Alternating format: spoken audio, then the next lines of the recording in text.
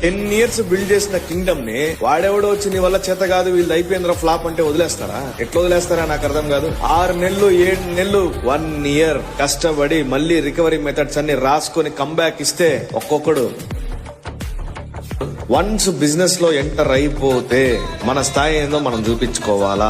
Talent ఎవడబ్బా సొత్తు కాదు, నీ లోపల ఉన్నది నీలోనే ఉంటది. బుర్రకు బాగా ఎక్కిచ్చేసుకోండి. నేను నియమించుకున్న సామ్రాజ్యం ఇది. ఎంతో మంది ఓడిసిన నిలబడి మార్కెట్ లో నేనే ఉన్నాను.